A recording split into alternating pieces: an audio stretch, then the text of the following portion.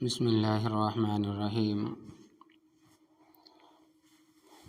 درس مسائل غسل کے بیان میں سے ناپاک شخص کا مسجد میں داخل ہونا کیسا ہے؟ مسئلہ حالت جنابت یعنی ناپاکی کی حالت میں بلا ضرورت مسجد کے اندر داخل ہونا حرام ہے۔ ایسے حالات میں ضرورت کا تعین حالات پر موقوف ہوگا، مثلاً یہ کہ مسجد کے سوا کہیں سے غسل کو پانی دستیاب نہ ہو، جیسا کہ بعض علاقوں میں ہوتا ہے۔ ایسی حالت میں مسجد کے درمیان سے گزرنا پانی کی جگہ تک پہنچنے کے لیے جائز ہے، لیکن جانے سے پہلے تیمم کرنا واجب ہے۔ مسئلہ اس میں وہ صورت داخل ہے کہ ڈول یا رسی جس سے پانی نکالنا ہے مسجد کے اندر ہو اور کوئی دوسری صورت پانی نکالنے کے لیے ممکن نہ ہو سکے تو اس کو لانے کے لیے مسجد کے اندر جانا ہوگا۔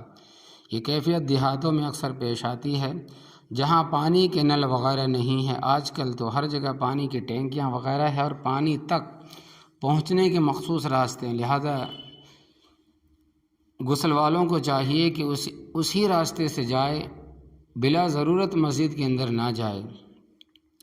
مثلا اگر کوئی مسجد ایسی ہے جہاں پانی کے نل وغیرہ نہیں ہے اور نہ پانی تک پہنچنے کا کوئی خاص راستہ، بلکہ غسل کے لیے پانی مسجد کے اندر سے ہی مل سکتا ہے، تو مسجد کے اندر جانے سے پہلے تیمم کر لینا واجب ہے۔ مثلا ایک مشکل مسجد میں داخل ہونے کے جواز کی یہ ہے کہ کوئی خطرہ درپیش ہو اور مسجد کے سوا پناہ کی کوئی جگہ نہ ہو، تو ایسی حالت میں تیمم کر کے مسجد کے اندر جانا چاہیے یہاں تک کہ وہ خطرہ جس کا خوف ہو ٹل جائے۔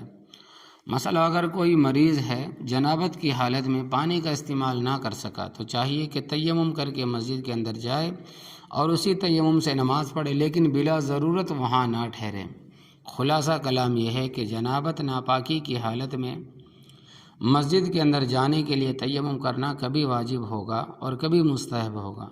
واجب ہونے کے لیے دو صورتیں، پہلی صورت یہ ہے کہ مسجد کے باہر جنابت لاحق ہوئی اور مسجد میں جانا ناگزیر ہے تو تیمم کرنا واجب ہے۔ دوسری صورت یہ ہے کہ کوئی شخص مسجد کے اندر سو گیا، اس وقت وہ پاک تھا لیکن احتلام ہو گیا، کسی خطرے کے اندیشے سے مسجد ہی میں ٹھہرنا لازم ہو تو اس کو تیمم کر لینا واجب ہے۔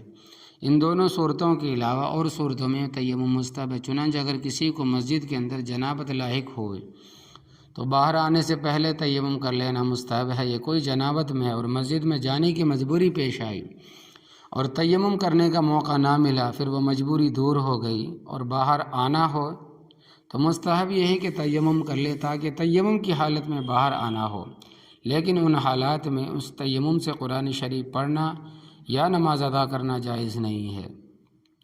مسئلہ یاد رہے کہ ان تمام مسائل میں لفظ مسجد کے اندر مسجد کا صحن، مسجد کا اندر کا حصہ اور جہاں تک داخل مسجد ہے، یعنی کہ مسجد میں جتنی زمین داخل ہے، یعنی جو جگہ نماز کے لیے متعین کر رکھی ہے وہ داخل ہے۔ البتہ مسجد کے میدان، باڑہ یا امام مؤذن وغیرہ کے کمرہ یا غسل خانہ یا وضو خانہ یا چپل رکھنے کی جگہ وغیرہ کے اندر حالت